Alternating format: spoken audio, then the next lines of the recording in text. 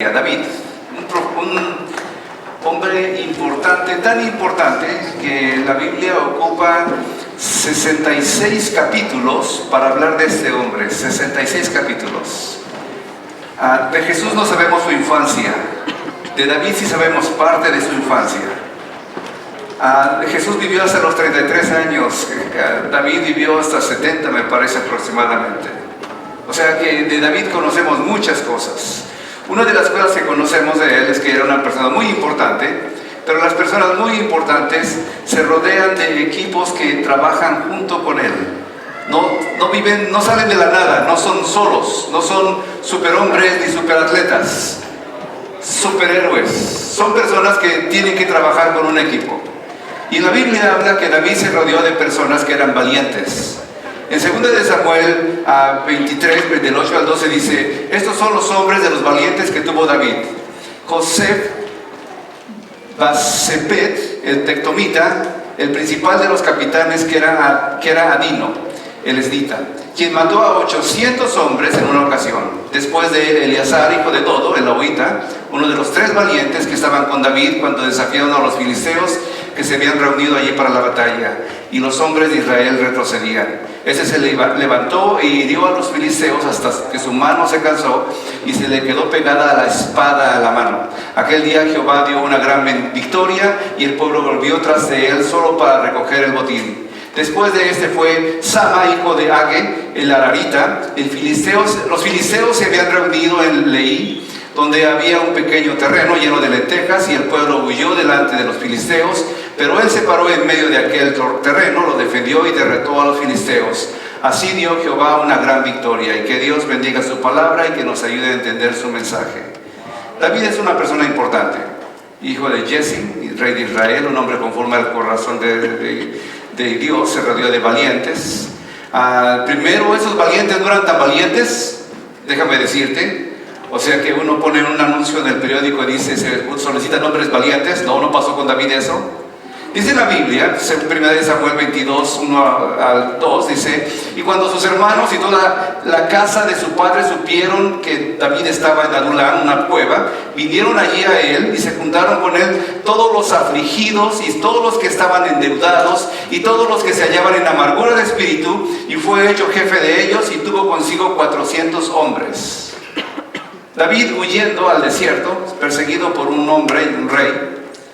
Él había sido quitado de su trono, el rey que lo perseguía, y le había dado Dios el reino a David, pero el rey Saúl no se quería ir tan fácil.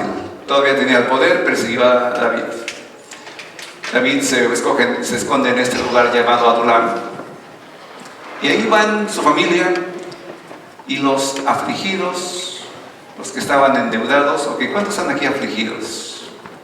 ¿Cuántos aquí están aquí endeudados? ¿Cuántos aquí están con amargura de espíritu? ¿Y cuántos aquí están buscando alguna respuesta? Así llegamos la mayoría de nosotros a los pies de Cristo, afligidos, cansados, buscando una respuesta. No eran los valientes que originalmente dice la Biblia que eran valientes, eran personas con mucha necesidad, con muchos problemas. Su vida, como te digo, fue detallada más que ningún otro. David mató a Goliat desde pequeño, era un valiente, él era un valiente. Fue a ese lugar, dado las circunstancias de que un rey lo perseguía, pero no era cobarde, se había enfrentado a un gigante. El rey trató de matarlo, tuvo problemas David también. Perdió a su esposa, un amigo, un consejero. Perdió también su integridad al mentir al sumo sacerdote, perdió su dignidad al portarse como loco en tierra de enemigos, dejaba que las salivas se le cayera de su boca, se echaba tierra en la cabeza, hablaba tonterías en las calles y todos decían: ese hombre está loco. Perdió su dignidad y perdió su fuerza cuando tomó la mujer ajena y mató a la esposa de esa mujer. Era un hombre con muchas dificultades, pero ese hombre con muchas dificultades cambió su destino en cierto punto de la historia. Cuando fue a esa cueva de Adulam, ahí lo consagraron como líder a él, entre 400 personas. Fue un líder que entendió la misericordia porque había pasado por dificultades. En mi posición como pastor aquí en esta iglesia, vienen muchos inmigrantes a pedirme ayuda. Cada semana recibo aproximadamente unos de 5 a 10 personas. Estoy ayudándoles para conseguir muebles, entonces vienen conmigo y les ayudo, ¿sí? Y yo entiendo su necesidad y entiendo su dificultad de ellos cuando me cuentan su historia. Me dicen que vienen huyendo de Venezuela, de un dictador, que hay crimen en Venezuela, en Colombia. Me dicen que hay crimen en Colombia, que ya no aguantan estar ahí, que esas cosas están poniendo difícil. Vienen de Centroamérica huyendo de la pobreza y me cuentan también por qué están aquí. Y me cuentan que no tienen papeles. Y yo les cuento que tampoco tuve papeles un tiempo. Yo me identifico con ellos, porque yo también la pasé como ellos. Mi inicio en este Minnesota no fue en la casa donde vivo, fue en el sótano de un pastor que me permitió quedarme en su casa. Este pastor me dijo, pues tengo mi sótano, si quieres puedes quedarte ahí. El sótano no estaba acabado, no tenía ni alfombra, ni abajo nada que pudiera ponerse alfombra porque estaba en el piso. Llegué como por esas fechas también. Lo bueno que traje una maleta llena de ropa. La mitad de la ropa la puse como colchón y la otra mitad eran mis cobijas. Así empecé yo. No sabía nada de que había lugares de segunda, no sabía que regalaban a la gente, que no había Facebook en aquel tiempo, ni Marketplace, ni Craigslist. Ya los conozco muy bien esos lugares.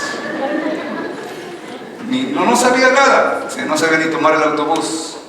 ¿A quién le pregunto cómo le hago para pagar? ¿A quién le pago? ¿Cómo le hago para hacerlo? Era difícil. Yo entiendo a las personas que están así porque yo pasé por ahí también. Y David, con tantos problemas que tuvo, entendía a esa gente con la que estaba trabajando ahora. ¿Qué pasó con esa gente?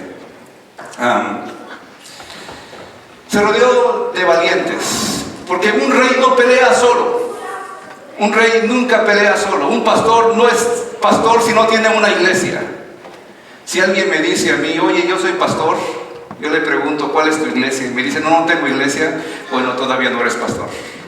Eres una persona que quiere ser pastor, pero todavía no eres pastor. Un pastor tiene una congregación, tiene ovejas que cuidar. Dice que 400 hombres le seguían, dice que 30 eran muy valientes. Y en el desierto nadie es tratado como rey. ¿Sí? Cuando digo esto, quiero decir que aunque él era el rey, pero nadie le trataba de que siéntate aquí, come de esta manera, aquí te adornamos bien bonito. No, en el desierto un rey trabaja junto con los demás. Yo creo que es en cierta manera la clase de pastores que Dios busca para sus ovejas. No aquel pastor que se sienta arriba y espera que todos le sirvan, sino que aquel que va con las ovejas y trabaja con las ovejas y vive con las ovejas y come con sus ovejas y vive con sus ovejas y hace todo con sus ovejas. Como iguales, trabajando iguales, evangelizando iguales, predicando iguales, enseñando como iguales. Creo yo que ese es un buen pastor. Un pastor que vive en el desierto. Un rey que vive en el desierto es una persona como cualquier otro. No hay muchas comodidades. Y es que a veces Dios nos pasea por el desierto para que aprendamos ciertas cosas. El desierto entonces son dificultades, pero Dios tiene siempre un propósito para pasarnos por esos desiertos. Porque Dios está interesado en purificar nuestra alma. Cuando estás pasando por dificultades, cuando estás pasando por enfermedades, cuando estás pasando por tristezas, recuerda que Dios tiene un propósito más allá de lo que tú tienes en tu mente. Tú quieres salir de ahí inmediatamente. Ya no aguantas más, ya no aguantas a este tipo, a esta tipa, ya no aguantas a la enfermedad que tú tienes, ya no aguantas al supervisor que te trata como racismo, ya no aguantas. Pero Dios tiene un propósito para cada circunstancia difícil del hombre. Y yo he pasado por eso. También me dio COVID, también estuve a punto de morir, también estuve en el hospital. También ya solo ahí en la sala donde me pusieron sin que nadie me visitara porque no se permitían visitas. Yo le decía, Señor, no permitas que me muera así, sin nadie a mi lado. Era difícil. Es difícil. Pero había 3 valientes que estaban encima de todos los demás, que están mencionados en 2 de Samuel 23, del 8 al 12, que fue la cita que mencioné primero. El primer valiente un hombre llamado Tacmotita o Amonita, cualquiera de los dos, principal entre los capitanes. Dice en la Biblia que ya sea que esa palabra Adonita, Adino, puede ser una palabra que se entienda como que alguien que batió su lanza, y cuando batió su lanza empezó a pelear con el ejército enemigo y de alguna manera mató a 800 personas, 800 enemigos. ¿Cómo llegó este hombre a esa altura de poder matar a 800 enemigos? Yo creo que con mucho trabajo. A mí, si me dan una lanza y me mandan a la guerra ahora, yo creo que ni una mosca mato con la lanza. No sé cómo usarla. Tendrían que enseñarme para poder yo atacar por lo menos a uno o defenderme con esa lanza. Ya no atacar, sino cómo defenderme. ¿Cómo le hago para defenderme con esa lanza? Pero ese hombre se había vuelto un experto con esta lanza que pudo atacar a diferentes enemigos y acabar con todos ellos, 800. Y esa es la manera que una persona puede de alguna manera volverse un valiente, cuando una persona persevera en lo que está haciendo. Este hombre no fue de la noche a la mañana que se volvió un guerrero y que se volvió un valiente. Fue un proceso donde alguien le enseñó. Yo no nací sabiendo. Y nadie de nosotros cuando nace sabe todo lo que sabe ahora y entiende todo lo que entiende ahora. Muchos se han especializado en alguna cosa o en otra y lo han hecho para poder valerse por sí mismos y aprender a hacer lo que hacen, lo hacen bien y son recompensados por eso en su trabajo, con sus hijos. Haces buen trabajo con tus hijos y son recompensados viéndolos cómo progresan. Uno no se nace sabiendo, uno tiene que aprender. Y para poder aprender, cuando te especializas en algo que lo puedes hacer bien, puedes lograr hazañas como este hombre. Yo no sé cómo tú puedes usar tus talentos que Dios te dio, pero si los usas puedes hacer grandes hazañas también, porque una iglesia no se planta sola, una iglesia no sobrevive sola, una iglesia necesita congregantes para poder levantar la congregación. Cuando veas una iglesia bonita, grande, no es el pastor que está enfrente, sino que ha podido dirigir bien a las personas con sus talentos para que se levanten y puedan hacer la obra correctamente. Ese es un buen pastor. No el que brilla, no el que todos dicen qué buen predicador, qué buen pastor, qué buen cantante, qué buen músico, qué buen, y nada más él es todo. Sino el pastor que puede levantar músicos, que puede levantar pastores, que puede levantar evangelistas, ese es un buen pastor. Este hombre tuvo esa bendición. Eleazar, el segundo hombre, hijo de todo, el Ahorita, peleó con tanta dedicación que su mano se quedó pegada a la espada. Tuvo ese día una gran victoria. Se necesita dedicación, continuidad, que estés ahí día a día.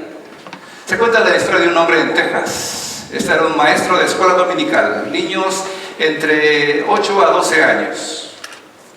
Este hombre vio su lista en una iglesia bautista, todo ordenado, todo organizado. Se apuntaban los niños ahí quién iba a venir y se dio cuenta que había un nombre de un niño, muy travieso el niño por cierto, que su mamá lo había puesto ahí, entonces estaba ahí en la lista, debería estar en la clase, pero no venía. Este maestro de escuela dominical dijo, voy a dedicarme a él. Fue a buscarlo a su casa. El niño, inteligente el niño, los niños otra vez son inteligentes, se dio cuenta que venía el maestro de escuela dominical, salió por la puerta de atrás, corriendo, no llegó a verlo, no le dijo que lo invitaba, le dijo a la mamá, pero no al niño. Y se hizo costumbre para él pasar cada determinado tiempo por la casa de ese niño, y el niño ya lo conocía al carro de su maestro, entonces salía corriendo cada que lo veía, nunca lo encontraba. 22 veces fue a tocar la puerta de la casa y el niño ya se había escapado. Número 23, fue a tocar otra vez, ya lo había hecho parte de su rutina. Estaba ese día el papá, no estaba la mamá nada más. Y le dice el papá, viene por mi hijo y me dice que usted viene muy seguido por aquí. ¿Y qué es lo que le interesa de mi hijo? Y pues quiero que aprenda las cosas espirituales, quiero que aprenda que tome un buen camino, que tome buenas decisiones. El papá le dijo, el domingo está en su clase. Y el domingo llegó el niño a la clase. Ese niño creció en la iglesia. Ahora es un pastor en Texas, por un maestro que pudo ir a esa casa 23 veces. No es la primera vez. Cuando tú amas a alguien y quieres que la persona venga a Dios, no lo dejas a la primera que te dice no puedo ir a la iglesia. Sigues insistiendo y te agarras de ahí y no la sueltas hasta que la bendición viene contigo. Eso es lo que es ser un valiente. Y el último, Sama, hijo de Aga, el Ararita, defendió un terreno de lentejas cuando el pueblo ya había huido. Un terreno de lentejas. ¿En cuánto se valoran el kilo de lentejas o la libra de lentejas? No es mucho. ¿Cuánto se saca de un terreno de lentejas? No mucho. No sé, posiblemente pueda ser un buen negocio para algunos, pero casi nadie le interesa sembrar lentejas en su terreno. A lo mejor al ladito de donde tú tienes la producción principal, tomates o cebollas o algo que realmente pueda tener valor, pero lentejas, no es tan importante. Pero este hombre se paró en medio de ese terreno de lentejas y lo defendió, y Dios le dio una gran victoria por ese esfuerzo que hizo. Esta iglesia no es la mejor iglesia de Minnesota, ni de todos los hispanos, ni de Minneapolis ni siquiera. Es a lo mejor como un terreno de lentejas, pero Dios le puso aquí y tengo que defender ese lugar. Tu familia a lo mejor no es la más importante. Tu familia a lo mejor es una familia entre muchas familias. Dentro de tu casa a lo mejor tú eres el hermano menos afortunado y tienes unos cuantos niños y tienes una casa muy sencilla y dices, pues no tengo tanto, pero ese es el terreno de lentejas que tienes que defender.